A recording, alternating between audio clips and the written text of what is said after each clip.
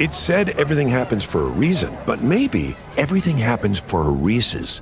Take noise-canceling headphones. Do they block hearing to heighten taste? That sound seems to show everything happens for a Reese's.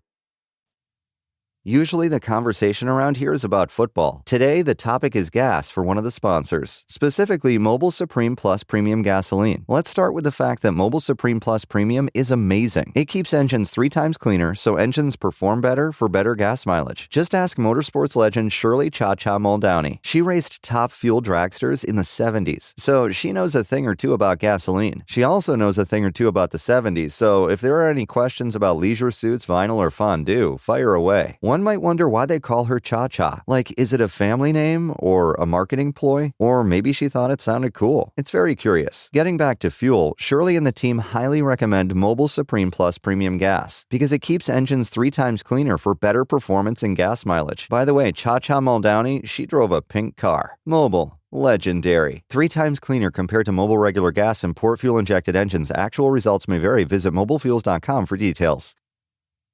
Triple shot half-calf oat milk 2 pumps extra foam. Your coffee order might be getting a little complicated. Your toothpaste doesn't have to be. Arm & Hammer Baking Soda toothpaste keeps it simple with a powerful ingredient that works hard for you. Baking soda. That's why it's the #1 dentist-recommended baking soda toothpaste. As you brush, the baking soda particles dissolve to help break down plaque and stains for a whiter smile, so your teeth can feel clean, look bright, and make brushing a no-brainer. Try Arm & Hammer toothpaste. Simple, powerful, clean. Incredible moment, game one, obviously. Walk-off, grand slam home run. Yeah. How the fuck did that feel? World Series, bases loaded. I don't really remember it. I've kind of blacked out.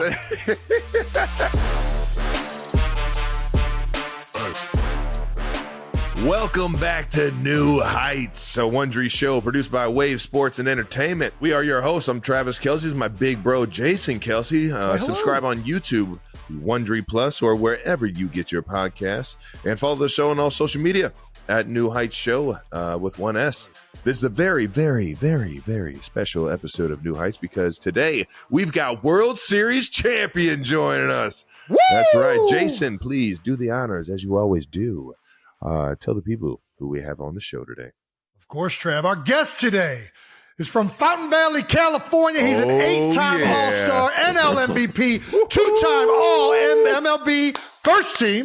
He's won a Golden Glove, a Babe Ruth Award, the NL Hank Aaron Award, and he is now a 2-time World Series champion. Please welcome Mr. Freddie Freeman. Yes, sir. Yeah, baby.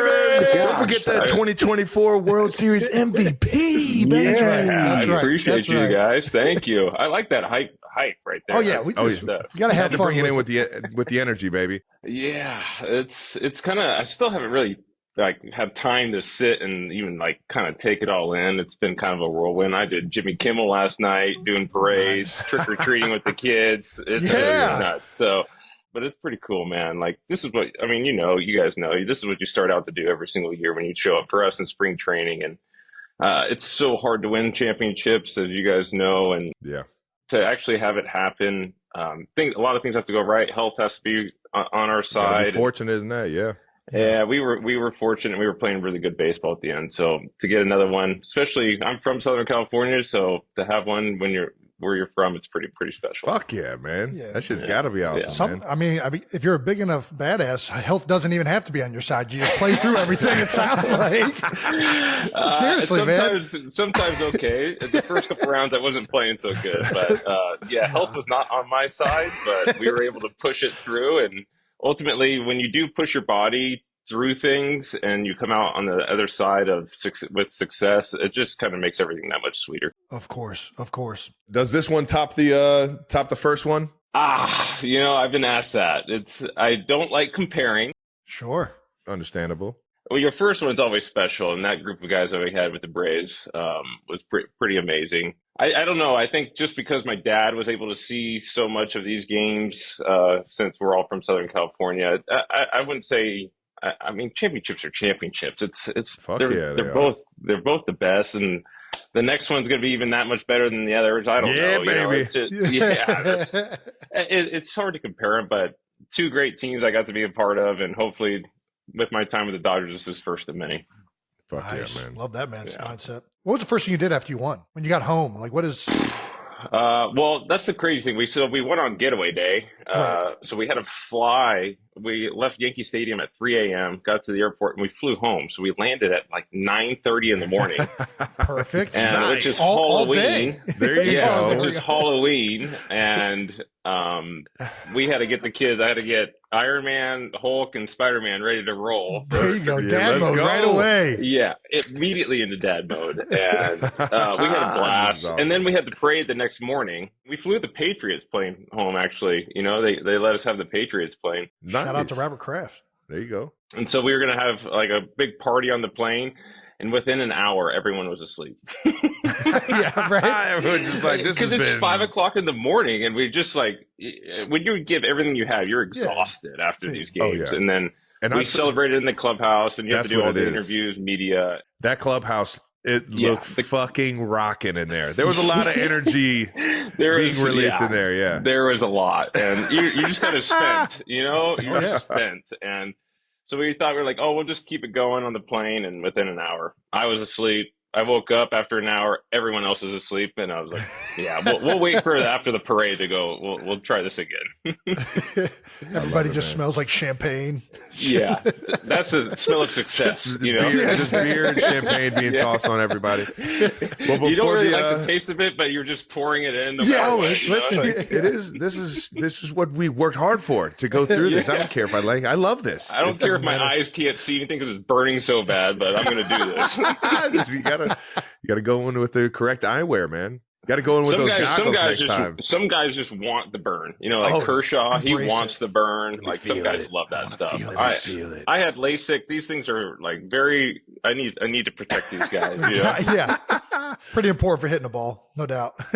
Hey, happy birthday! Oh, thank you, Freddie. Yeah, man. Dude. It's Where do you I get feel up like to every now? birthday after like 35, it can't mean like I don't know. It's just downhill, right? Like I don't know.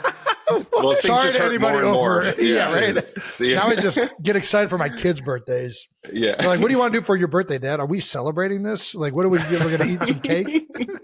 The pancakes that try to be Mickey Mouse, you make them, and they don't end up being very good. You know? Yeah, exactly. Right. Before the World Series, we had CC Sabathia on, and we were talking Okay. some baseball with him going into Yeah, the CC. you guys and the Yanks battling it out. And he said that 30% of Freddie Freeman is better than 100% of anybody else. In quotes. That's what CC said, man. That's very Were you nice. at 30% going into the World Series? I would say I was a little higher than that. Nice, nice. Yeah. So we had a break between the NLCS and the World Series about 5 days. And the first two rounds, it felt like, you know, here's the fence. I felt like I was always chasing the pain, trying to get on the other side of it. Yeah. But those 5 days really helped me. I was able to treat it really well. And I didn't run one time because I didn't want to flare the ankle up at all.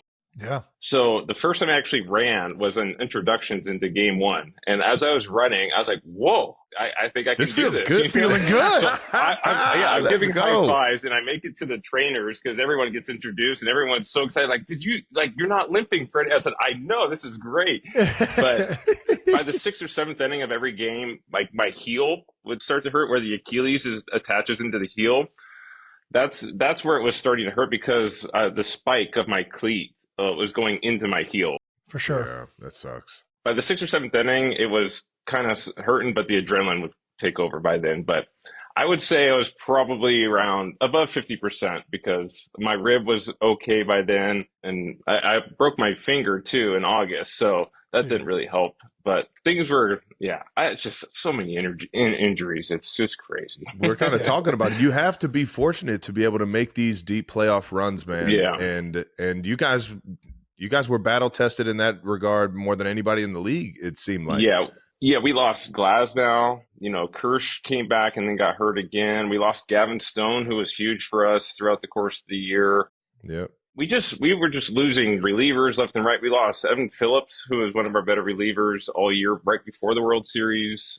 Joe Kelly got hurt. We had a lot of unfortunate injuries, but great teams overcome those kind of adversities, and we were able to do that. And it seemed like we hit every speed bump possible on a road, and we just somehow managed to overcome those. I might just be speaking out of mind here, but doesn't that make it seem like it's so much more of a family, of a team? When you can battle through those kind of things, it just seemed like you guys were so much more of a team than the Yankees, man. And I don't know I'm not saying anything bad about what the Yankees had over there, but it just seemed like the togetherness, the camaraderie, the chemistry, it just seemed like you guys had a little bit more of that than what was going on in the other dugout. We had a lot. And it started early because you signed Shohei, and he has everything that he had to deal with, like when we were in Korea to start the year. So yeah, rallying around a new teammate that quick and that as a group that fast, I think it only helped us, And if we can rally around Shohei and help him get through probably the toughest time that he's had to deal with, then we could deal with all our other little things that we had to deal with. And then obviously with my family in late July, them rallying around us, we had a lot of things as a group to rally around. And it was so fast and so special to see the group of guys and how we came together and overcame things. We just had a lot that made us that close throughout the course of the year. And unfortunately, we had it really early on with Shohei and his thing, but sometimes that's better, to kind of come together as a group like we did. Yeah, man. Adversity always brings people closer. Speaking of your family, your dad was a big part of this, right? And yeah. He had I thought probably the best quote I've seen in a while between like a dad and his son. Freddie, this is not worth it. I know you love baseball. I love baseball, but it's not worth what you're going through. And your answer to him was, it only hurts when I miss. So I'm just going to have to stop missing, which is good. Perfect. So fucking good, dude. It's so good. So that was NLDS. I was going through a lot to play, obviously with my fractured rib and doing a lot of extra things with more than just treatment. So after the game 3 of NLDS, I got a call from my dad about like 11 o'clock at night. And I hadn't had a talk like that with my father in a long time. And it was kind of just a little upset, like, hey, you need to look out for yourself down the road. And that was the first time I really took a step, because I'll do anything to be on a baseball field. I think anybody that knows me, I'll just, I put blinders on. True, I'm going to get out there. Yeah. And that was the first time I was like, okay, whoa, let's take a step back. And I'm married with 3 kids. So and I sat out the next game. I sat out NLDS game 4. I just couldn't do it again. I physically was just not able to put myself through what I was going through again. I think when I hit the grand slam in the World Series and he was front row, I think he was happy I didn't stop. Yeah, of course. No doubt. Oh yeah. Thank God that guy didn't listen to me. I listened to him a couple times, but yeah, I think it's just special. Like when you go through all that for me to get on the field and then actually come up and be successful in the World Series on the biggest stage, it made everything I did a couple of weeks earlier worth it, in my mind. We'll see how I am when I'm 55 or 6 years old, but dude, who needs ankles when you're 55, man? What are you kidding me? They're making new ankles, in there. New knees, new hips. They're making all types of new shit. Replace it, Yeah, exactly. Yeah. They probably have hydraulics in these things. The next coming up soon. No, we both grew up with a fucking amazing father. And he got us into everything, man. I'm talking coached about us in baseball. He coached us a lot in baseball and really all sports. He was always kind of. I think it's hard because I was always older, so I was definitely better growing up. But Trav, I played more competitively. At every milestone, he was better. So I would say Trav. I had the cheat code. My dad, Big Ed Kelsey, would go to all the teams that Jason was on, and he'd be like, "Hey, just put this guy on your roster. You never know when you're going to need an extra body." And sure enough, I would play at least a handful of games 2 years older, and I'm facing guys that are like, that always throwing real heat. I had 2 older brothers. Curve. That's what made me so much, made me be who I was too.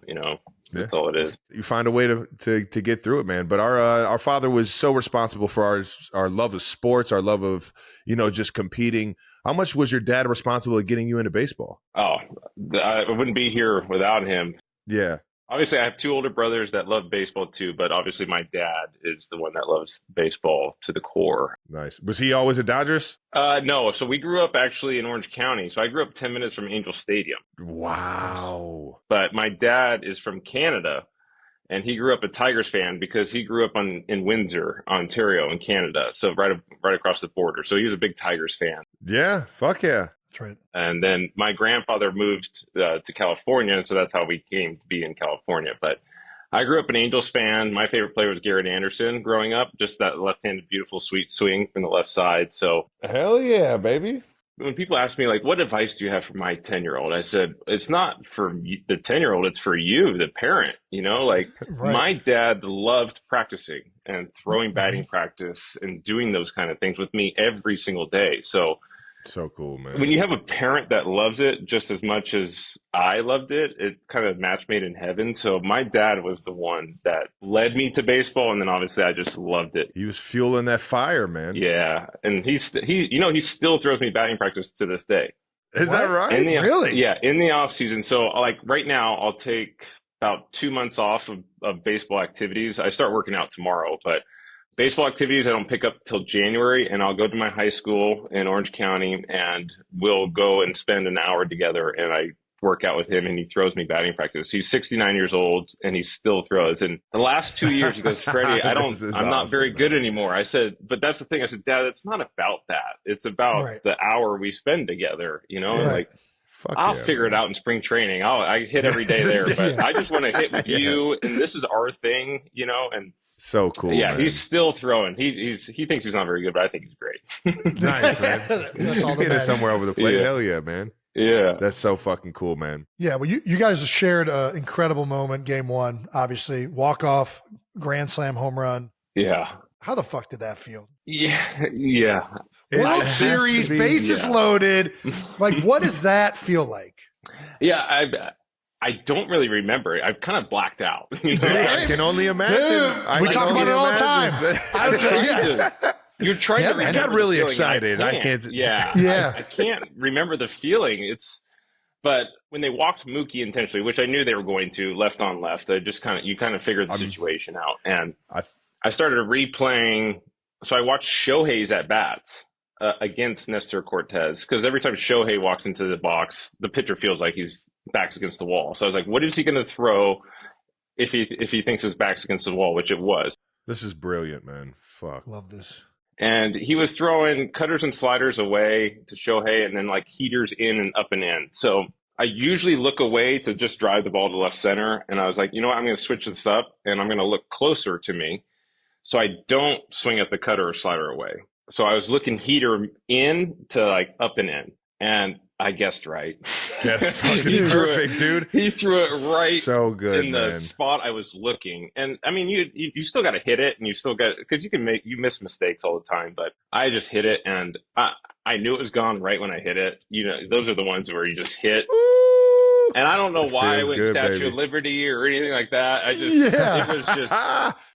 Because I don't pimp home runs. I don't do that. I just usually hit them and just run around the bases. But no, that's one slam in the World Series. That's one you style on. Yeah, that is one to style on. That's the only style I got, is walking and pointing my bat. I got nothing else. Dude, and it was fucking awesome, dude. Yeah, and so we got a picture sitting up right here, dude. That is so fucking iconic, man. It's so good. So usually we wave at the bullpen, but when we come around second base, we wave to our bullpen guys. They're going nuts. Obviously. Nobody's even looking at you. They're not in the bullpen anymore at that point, right? If it's a walk-off, they're out the bullpen. And that's why I just went started screaming at them. And then I obviously got the home plate. Miguel Rojas goes, like, Freddie, stop jumping. Like, I don't want you to get hurt. And if you see it, I look at him and says, I don't feel a thing. And I'm just screaming at him. And then that's so electric, man. I knew my dad was sitting front row, because he was sitting right in the front row of the seats. And for some reason, I don't know, I was like, you know what? I'm going to share this with him. So I ran over and just screamed in his face. There was no words, no nothing. And we were just screaming at there was each a lot other. said. There was a lot said in that scream. It was a lot of it was all understood. It was an hour conversation in those two screams, Fucking cool, man. I loved it.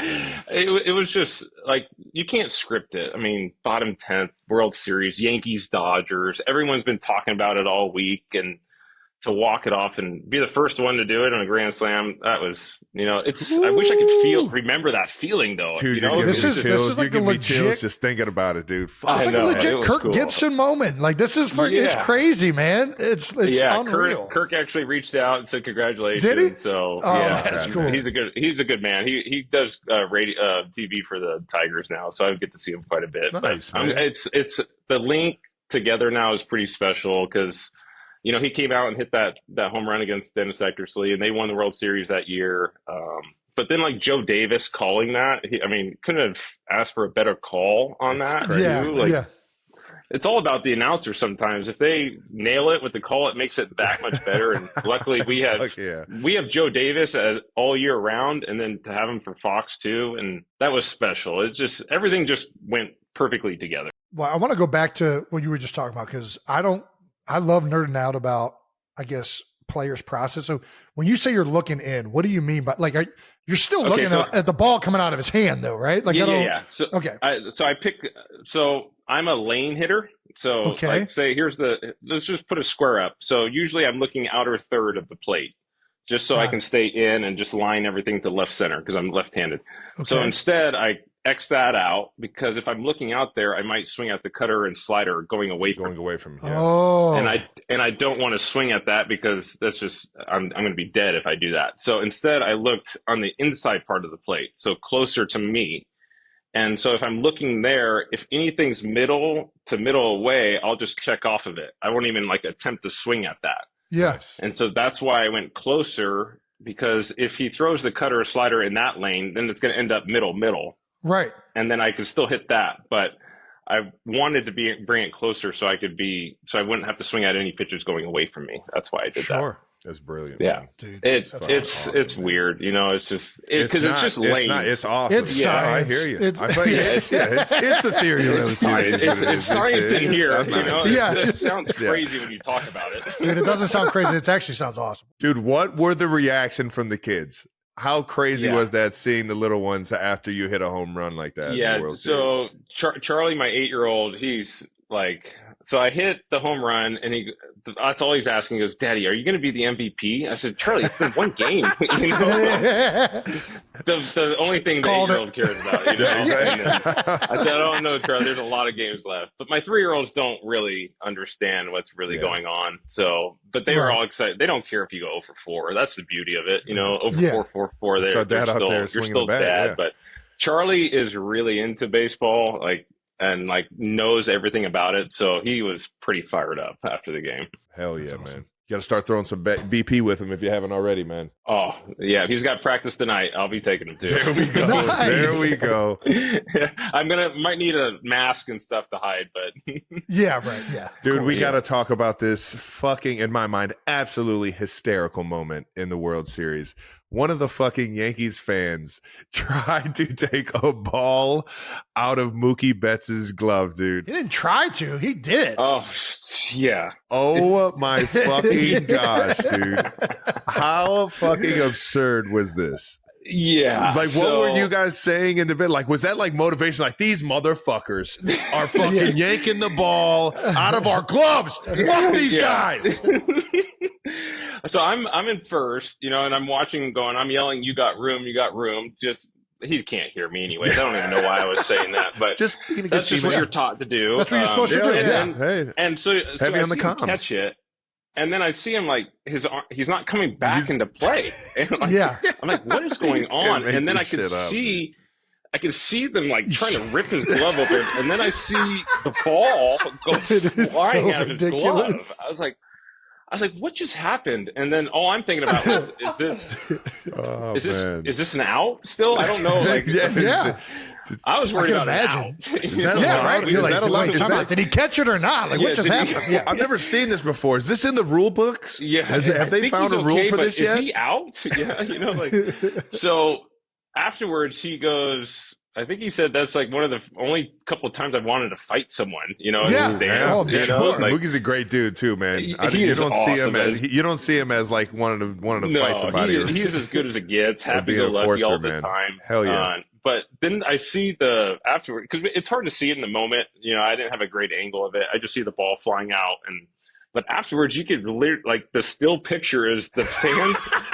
One fan is holding his wrist, you know, and then the other one is like trying to pull his glove open. I was like, wow, you know, Prying it out. What the it was like the first or second inning, and those Super fans inconspicuous. It was very smart.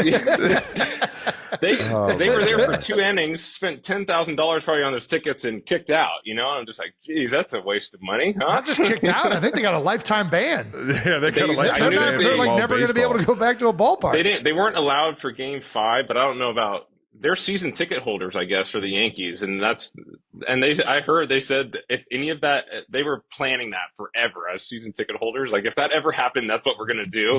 If that ever happened, yeah, I mean, it looked like they had that thing premeditated. It was perfectly planned out, and it just happened in the World Series on the biggest stage. It's insane. You're gonna grab his arm. Yeah, I'm gonna go for the ball, rip his glove open. Yeah. We got this down. All right, break. So ridiculous. Here it is. This corner kick could be a big one. There's the cross. He rises to meet it, and it's a car! Soccer's biggest tournament is here, and Enterprise is turning every corner kick goal into your chance to win a car. The moment a corner kick is called, post on X with hashtag #OnEveryCorner, hashtag sweepstakes, and tag Enterprise. If it's a corner kick goal, you could win. Winners may pick up their cars at an Enterprise or an Enterprise car sales location on a corner near them.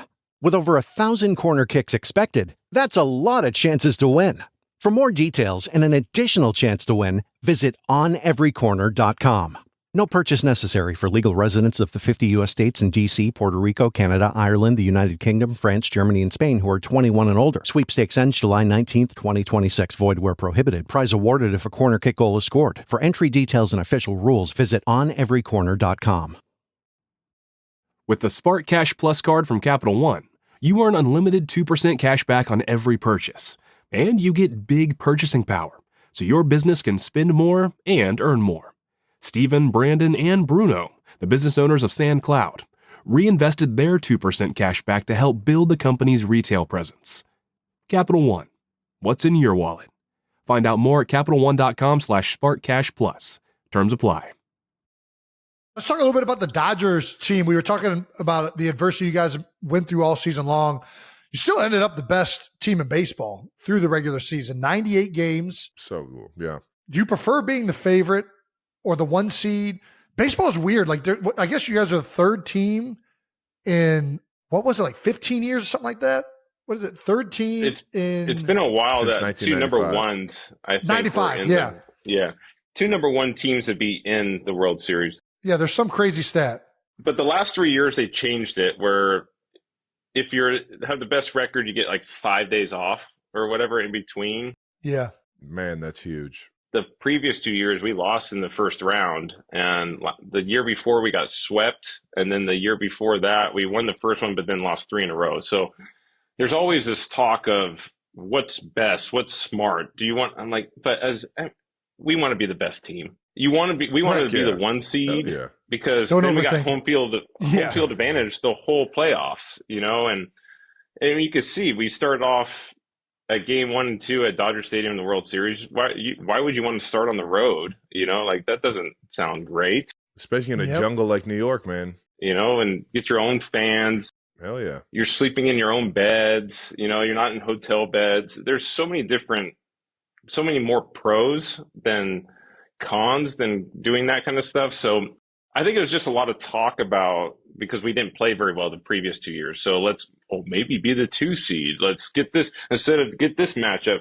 No, if you just play good baseball, you're going to and you have a really good team, you're going to ultimately most likely win. It's just baseball is so hard to predict. Like last year, Mookie and I went 1 for 21 in the playoffs. So it's like, you can't really predict that kind of stuff. So I say be number 1 seed. It's just a different game, man. Yeah, be number 1 seed, be the best, get home field advantage throughout the course, and do things differently like we did. Yeah. So during those 5 days, we watched the Padres games and like kind of a watch party of the Braves and Padres to see who we were. And we just stayed together. We watched them together. We practiced together. Usually we would just do our practice and then go home the previous 2 years. This year we switched it up and stayed together as long as we could, try to keep it as a unit. Oh, that's interesting. That's awesome, man. I think we were just trying to do some things differently. All of it paid off, man. Yeah. It's just like we said at the beginning of it, it's 1 month. Just grind this 1 month, like no kids because the Dodgers are great. They let us bring our kids to the field before games during the regular season, hang out all day long if you want. But in the playoffs, we're like, let's just axe that and let's just focus on each other, focus on this group in the clubhouse, and we can give ourselves for a month to this. And, ultimately it paid off. And obviously we played really good baseball with it too. So a lot of things just worked in our favor. That's awesome, man. I've heard a lot about like the bye, like baseball's such a rhythm sport, how much that affects it. And then it's a short series afterwards. But I think I like what you said about home field advantage. Like, dude, just focus on being the best team. Don't just win games, win baseball games, and the rest of it takes care of itself. I think that's it's just really, like I know, Jason, you're a huge Phillies fan and stuff. So it's like if we were to go into the bank on games 1 and 2 and like say the NLCS, how can that be good for someone? Like it's not. Like you'd rather be at home as much as you possibly can. So just be the 1 seed and grind it out and figure out that 5 days, and we ultimately did it this year. Baseball season is so fucking long. I can't even imagine having to play that many fucking games day in, day out with just a little, like maybe a day or two here or there where you're not actually playing the game. And it's unbelievable. And you're usually traveling on those days. So it's exactly. And it's just it's definitely the most grueling in my mind in terms of having to find your routine. Right? Can you speak a little bit on like what it really, I mean, you said training camp is kind of where you get the get locked in and get the loaded, but you went to Korea and it's like, how crazy is it starting in Korea and like knowing that you got an entire 160 games left in the season? It's like, it's insane. Yeah, it's a lot. Luckily next year will be my 16th year. So I've kind of gotten used to it, but I've never started internationally like we did this year. And so we had to go to spring training about 2 weeks earlier than we normally do this year. And then we were playing real games in mid-March in Korea. And it's crazy. It's okay for position players, but it's more of pitchers. Like they're ramping up to be full throttle mid-March. You got to be faster. Yeah. And that's a lot when you think about we still have 8 more months pretty much to go. Right. And you can see it, like we lost Glasnow and Yamamoto both pitched in those 2 games in Korea, and they both got hurt this year. So it's kind of, you don't know if that's kind of a correlation of ramping up too fast, but it's a lot on your body to fly. Especially overseas. Fuck yeah. 12 hours, 13 hours to Korea and then play and fly back. And we actually flew back and went back into spring training after those 2 games. And so we were playing, we played 3 games that didn't matter really, but it's crazy. And we're going to do it again next year. We start in Japan next year, and we're playing the Cubs, 2 real games in Japan. So we're going to have to do it. Luckily, we have some experience now, but it's just a lot, and you get into the routine and you kind of understand the flying, getting to how your body is going to recover. And I mean, you guys know, everyone knows their bodies pretty well. So whatever you have to do to get your body ready, you just do it. And you just kind of think about everything else later. And 162 games is a lot. I've never really thought about it. You just do it. Like you just wake up and go. And then you play an extra 30 if you're lucky enough. You play an extra 30 on top of it. Yeah, and like we did, and then you have spring training games. So you're playing pretty like I played probably over 210 games this year. And now you get a couple months. We played all the way through October, and so now our off season is even shorter because we have to go to Japan next year. And I mean, spring training's in 3 months for us, insane, and it's just like, dude. It's absolutely. Wait a second. Yeah, I need more than that. I need more than 3 months off. Especially going into 16. I hear you, brother. Yeah. Do you think baseball gets to that point? Do you think it's going to be an international league? I think it's hard. I mean, obviously the Expos were Yeah, Canada. we still have the Blue Jays. Yeah. I think it's just more of the flying. Montreal. So we do like a London series every year now, and it's hard because you have to fly over there and play and then come back. and your body clocks are off. You just don't have enough time, I don't think, to be able to fly to these countries all over. I think it's still a North American game just for the travel aspect, because then if you're going international, you're affecting other schedules and teams and stuff like that. So yeah, I think we'd just ultimately be like the couple games here and there in different countries to grow the game, which I think we're doing a great job of. Hell yeah. To have a team in England, I just don't think it's really possible because of the travel of that. Makes sense. Yeah, absolutely. If I'm commissioner one day, we'll figure it out. There we go. There we go. Commiss Freeman. Get him dialed in, baby. Yeah. Did you catch the shout out from LeBron? I heard, and he spelled my name wrong. Did he? The first time. Yeah. He spelled it with a Y. There it is. Yeah. I'm very particular about my name. I just spell it right, you know. Please, right? I heard he corrected it. He did. He put the IE on it because a lot of people, I think, started correcting it. I don't know why I'm particular about my name, but well, it's your name. It's a good. It's a good thing to be particular about it.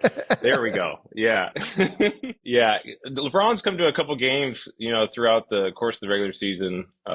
So it's pretty cool. I mean, as athletes, you just respect everybody, and LeBron is the greatest basketball player of all time. So it's pretty cool. Right and with you, man. Yeah, it's special. I guess you just means you've done something really good. You know, if people are, sure. you know, like hopefully we can keep doing it in the city of LA with him. I think we're going to a Laker game on Friday. So the Dodgers. So we'll nice, be there. man. You guys going to be on the floor getting recognized? That's I think awesome, so. man. Yeah, I think because it's the first home game since we won it. So I think a few of us are going to go, and you know, we'll get to see LeBron. The Lake there Show, too. baby. Yeah, That's hard. awesome, That's man. a fun. Them and AD, you know, it's going to be cool. Speaking of LA, what was the parade like? I know the last Dodgers team missed it, right? Because it was the COVID year. So what was it like this time around? It was pretty amazing. We did it kind of around City Hall, about a mile long. There was fans on light poles, just trying to just get a glimpse. Yeah. And I was on the bus with Walker Buehler, and Kike Hernandez, so our bus was a little crazy. There we go. They were having fun. It was just, I think they haven't had a parade for Dodgers since 1988. Right. God damn. I think it was a long time coming. So 2020, they didn't have it. So I think there was a lot of making up to do with the fans. Yeah. We're going both celebrations. Yeah. Yeah. They put it all in one. I think when we won, they went nuts the night when we were in New York. They were going crazy in LA. So I think they're still celebrating, because I think Kike did Raising Cane's, like he was out there like kind of doing that kind of stuff, and they were in full force. Dodger fans are so great. I mean, we have 53,000 people every single night. It doesn't matter if it's a Tuesday on June 2nd, you know, they are out there in full force. So cool, it's just a special group of fans, and they were waiting a long time for this. Yeah, it's crazy after you win. That was one of the things I missed when we won the Super Bowl up in Minnesota. You see on social media that like the entire fan base is taking over the city of Philadelphia. Like the Broad Street's just lined with people. Yeah, like, man, that would have been so cool to be. Buses in are that being moment, set on fire. They had to grease the poles. So. Yeah, I think there was a couple things set on fire in LA the night we won. Yeah. Hey, man, listen, it's the time to do it. Nothing says celebration like public vandalism. It's the best. Yeah, that's why I don't want to speak any of that out there and have them go for it. You know, right? Yeah. I think both of you are parade pros. Big parade guys. Big parade guys. The Kelceys love the parades. We do. I'll tell you. Did you have any beers thrown at you? Yeah, we actually had one hit one of our wives. See, dude, that's what I'm saying. It actually gets a little dangerous. We gotta not throw full beers. Yeah. All right, we can't. It's like it's a grenade. We can't do that. Yeah, one of our wives got hit. Yeah, got stitches, and it's because you can't see them all. No, so like, there's. Are you kidding me, yeah. dude? I never see a flying beer coming. It's ridiculous at all. And then they throw the little little fireball shots. Shooters, shots, and you're just boom getting punked in the head all over the place. And then I had my kids with me, so I'm like trying to like block them, and but it's dangerous. But yeah, I think she took it like a champ. She got the stitches and moved on. Nice. We're from Cleveland, Ohio.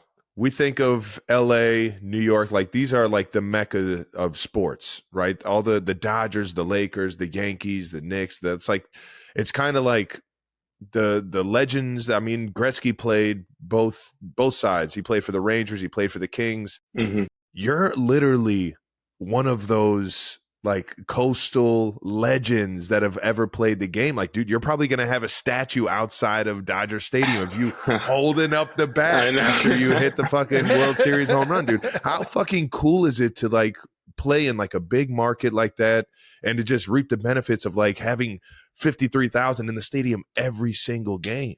Yeah, it's special. When I first came over here in 22, the Freddie chants from the first time I got there, like it's hard to even really put into words. So cool, man. It really is cool. And these 3 years I've been here, just like so when I was with the Braves and we came in to play the Dodgers, it was like the energy level of the stadium. It's just like you raise your senses and you want to play that much better when you walk into Dodger Stadium. Their speakers feel like the speakers are like inside. Like they're like it's the bass. It's just you really can, and it's just an incredible fan base. Everyone has eyes on LA and how we're going to go about it. And then you sign Shohei, and you spend like we spent this past offseason. So now really. And it's almost like people are waiting for you to see if you're going to fail with all that you've done. And for us to go out there and not fail and win the whole thing, that makes it a little bit sweeter. Because I think everyone was waiting like, oh, there's their flaw. There's their flaw. Right. That's what's wrong. Oh, no, they can't do that. And I think that's what they were waiting for. But to do something where, like, so I went to Jimmy Kimmel last night.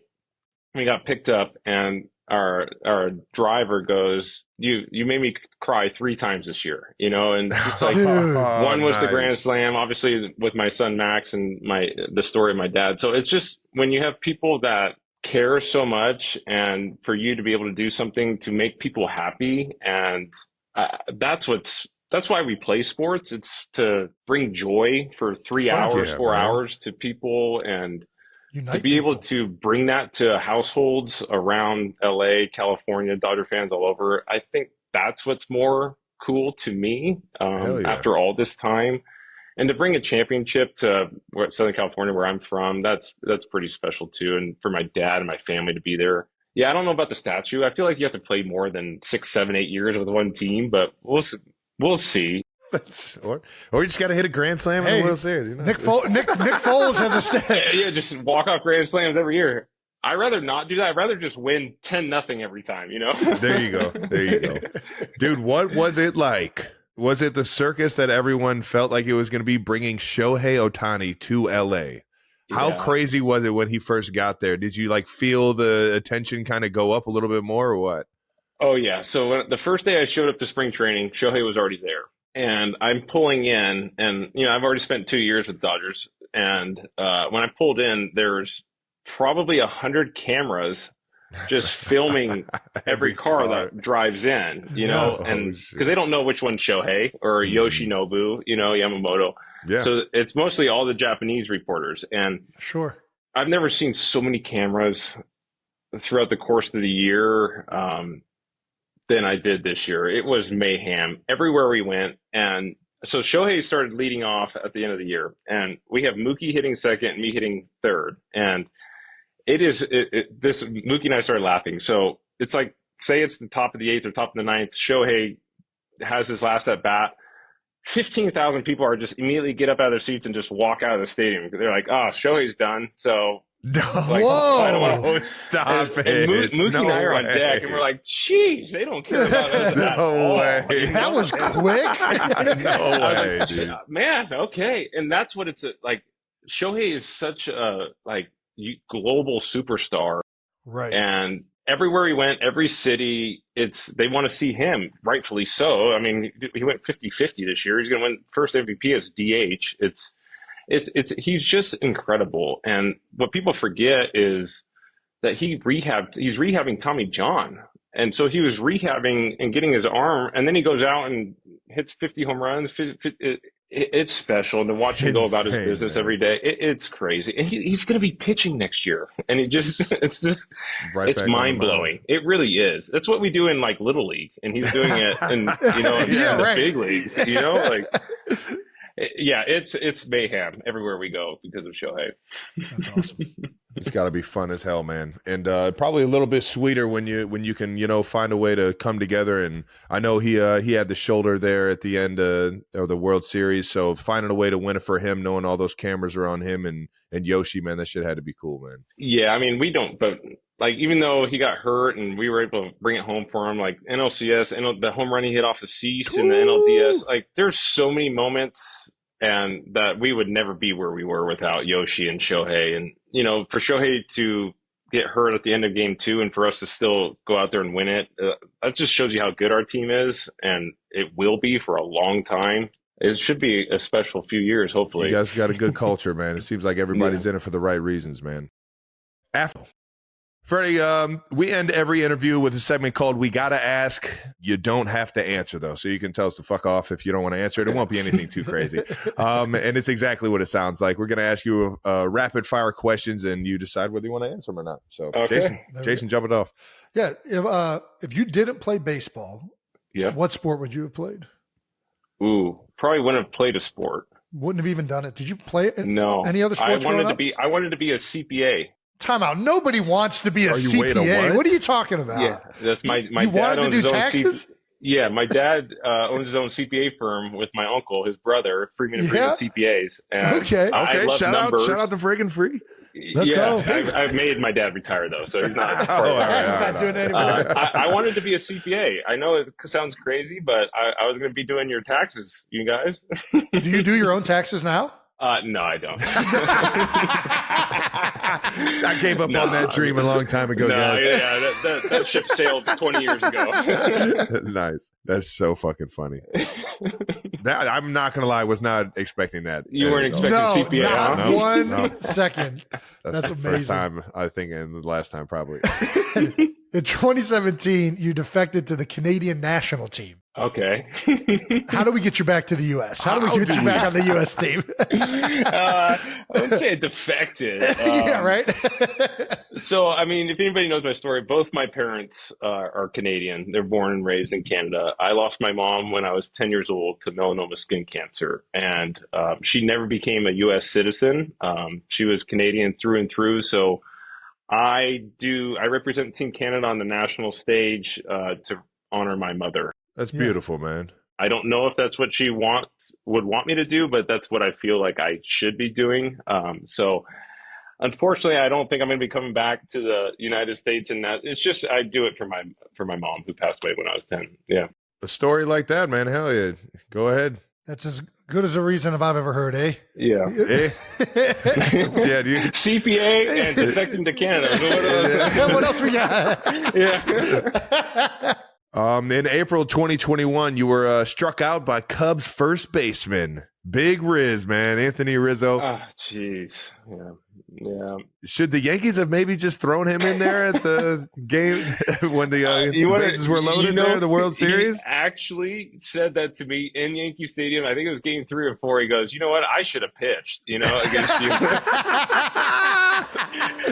You know what's worse about that? I was 4 for 4 in that game with a home run, and I struck out against Anthony Rizzo. And I was like, "You ruined my whole night." Throwing meatballs, man. I was doing good. But it's like funny. it's so hard to hit against position players because you lose your approach, and you just and Anthony's a friend of mine, so I'm just laughing at the mound. The fact that he starts flipping up 50-mile-an-hour curveballs, so I'm just like, what are we doing? Is this the major and I league? struck out, and I'm like, this is embarrassing, Reminds me of what was that? Oh my gosh, it's not Rookie of the Year. What's the one where his arm has to get Rookie of the fixed? Year. Yeah, you're right. Rookie of the Year. And he has to do the underhand one at the end. Yeah. He looks under his glove and sees it's his mom's glove. And it's his mom's softball glove, so he throws a softball. And he sees it's his mom. Mom. Yeah. And she's nodding in the stands, and he just lobs it. Do it. Yes. Do you know what to do? Classic. All right. Shohei Ohtani signed the largest contract in professional sports history at 10 years, $700 million. Damn. Yeah. Does he ever make you pick up the check? We actually split the last one. So there we go. Nice, Yeah. man. Good teammates. So we did a team dinner in New York, and Shohei and I split, and with Kershaw. So a lot of that's deferred, so he's not really getting paid. That is, so they still do deferred contracts in baseball, and that helps. 68 million of his 70 million a year is deferred, and it's like through like 2050 or something like that, right? Well, it's like ridiculous. Me, Mookie, and Shohei are going to be like 50 years old, still getting checks. Yeah. But I heard he makes a ton off the field, so I think he's doing. He's doing all right. Yeah, right. Yeah. All right. Do you have any juice for us? What's something people would be surprised to hear about Ohtani? Because it's still very much a mystery. Because he's still like kind of learning the English only language, thing I right? could say is when he gets on the plane, he literally just reads comics the whole flight. Oh yeah, really? Yeah. Are any like, is he like Charlie Brown in it, or like what kind of comics it's like are these? anime comics, and that's what he reads. Oh, nice. All flight. There you go. And Jason was a big anime guy. I wanted to be a CPA, so I hear he you. wants to read comics, Yeah. I Just get get it. down with some Dragon Ball Z. There you go. Yeah, exactly. Goku, baby. Can you tell us the story of Chipper Jones saving you on an ATV? Yeah. Okay. So this is 2014. We're doing like kind of a Braves caravan. So you go like kind of before the season starts, and in Atlanta you can get snow every couple of years in the wintertime. And of course, it decides to snow that one day, and my wife's and I house is about 40 minutes from Turner Field, the old stadium, and that's where we were during that caravan. And when they decided, okay, it's snowing, we all got to go home. So, but we go out, and they had let everyone out in Atlanta at the same time. Schools, work, everyone go home. And it just became like Snowmageddon. That's what they were calling it. So I lived 40 minutes away, and Chipper and I lived about, like 0.1 miles from each other. So we were pretty close. And I made it to about, I would say 10 minutes from our houses after about 12 hours. Stop it. Yeah. So I was trying to get home, and you just got cars going up hills and sliding back down. So you really couldn't really go anywhere. So I pulled into a parking lot about 10 minutes from our house, and I had like 1% battery left on my phone. So I texted my wife a picture of where I was, and I was like, I'm just going to sleep here and just wait, till the next morning. And my wife was actually at Taylor and Chipper, his wife, their house. And Chipper decides to go full camo. I ain't fucking doing anything. Fuck. Yeah, he goes, I'm not leaving him out there. So Chelsea shows Chipper the picture and goes, I know where he is. And within 30 minutes later, Chipper's coming on an ATV, like into the parking lot, like skidding through, here to save the day. And I was like, no way. This is just unbelievable. And he brings me a jacket, and he ATVs me back to his house, and has a fire on. And I'm like, I was not wearing clothes suited for snow, and I am just shivering. And thankfully he came and got me. I would have been sleeping in a car, all night. But and so they made bobbleheads and did all that kind of sorts for that. You pulled up on the ATV like Lloyd Christmas on Dumb and Dumber. Just exactly. I was literally like holding up, shaking.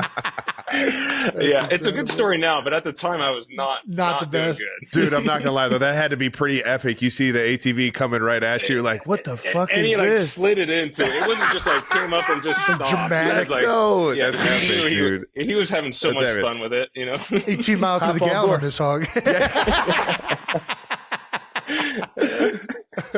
Traded it to a kid a few miles back. Oh man, that's fucking gold.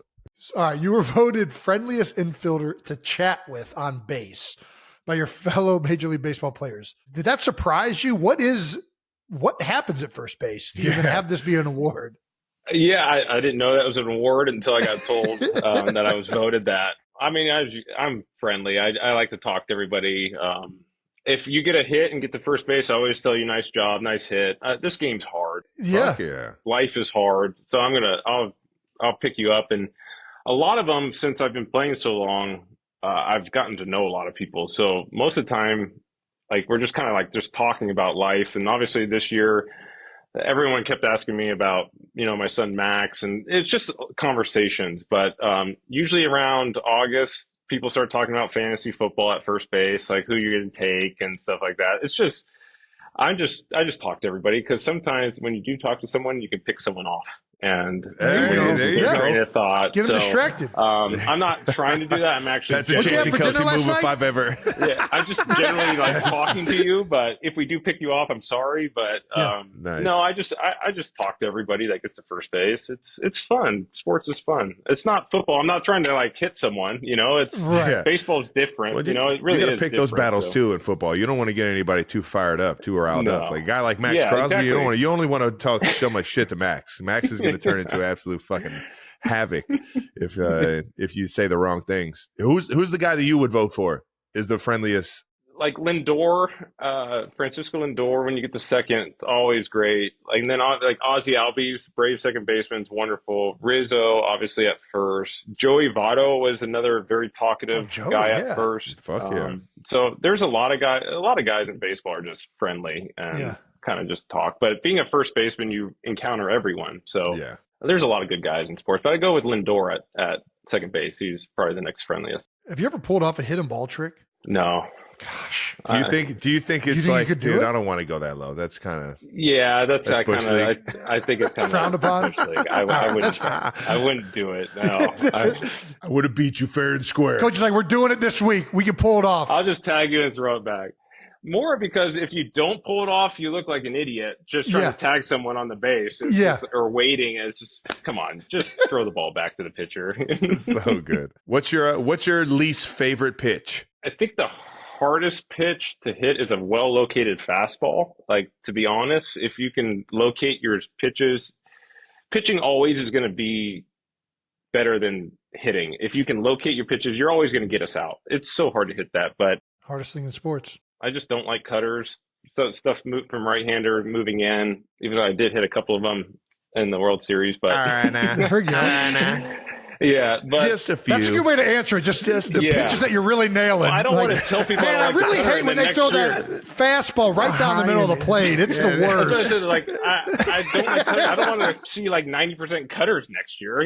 There you go. Yeah. Exactly. Exactly. But the best pitch is a well-located fastball, because if you pitch off your fastball, then it sets up all your other pitches, and so that's kind of how it works. But it's so hard to hit your spots, and that's why.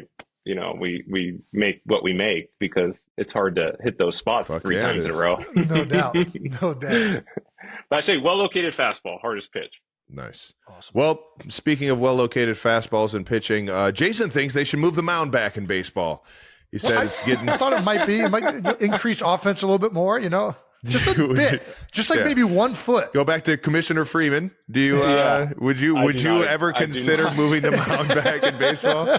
I do not agree, more because I think it would cause more injuries to pitchers. Ooh. Oh, really? Guys would probably want to throw harder. I think they would try and throw harder because they're even a foot away. They might try and throw harder. And I mean, you can see, like, there's a lot of injuries in baseball and pitchers. And I mean, we're throwing 95 to 100. Every guy's doing that. So it's crazy. If you move it back even a foot, I feel like they're going to try and throw it harder. And I think just more injuries would happen. The only thing I say if I was commissioner is getaway night games should be illegal. No night games.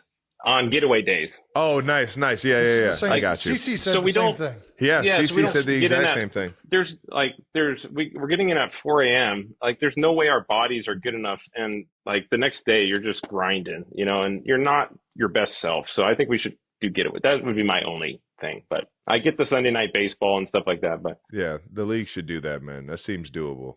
But I get it. It's like, it's a Thursday in whatever city you're in, and you have a 1 o'clock game. People can't come, because they're in work. And I do get that, but it's hard on us. But yeah, they want to capitalize on prime time on money, TV and all that get stuff. It all, but yeah. Well, you're fair.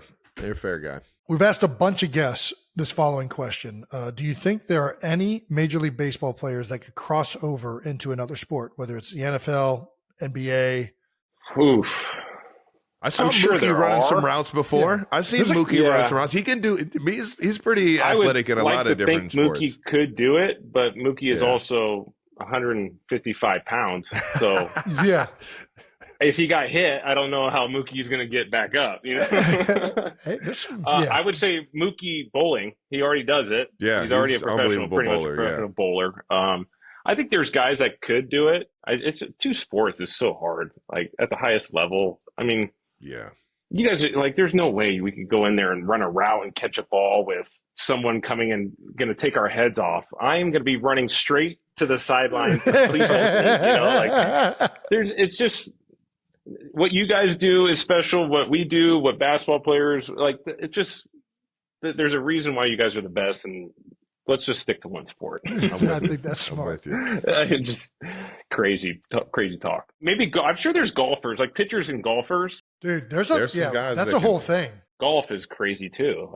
Like those guys are so good. It's It's insane. ridiculous. It's ridiculous how much control they have of everything. I know. And the ball's not moving, and you think you should just hit it perfectly every time, and it just slices 300 yards the other way. It's like, Okay. I can hit the one moving, but I can't hit the one staying still. I have no one to blame but myself. Right? Big wind gust. Wind gust came and knocked right. that one. Yeah, exactly. Maybe, yeah. All right, we got one last question here, brother. We heard that your son actually picks your walk-up songs. Yeah. Can you tell us about that, or which one was your favorite that he's chosen so far? Okay, so Charlie picks my walk-up songs every year. He started this in 2021 when he was around 4 years old.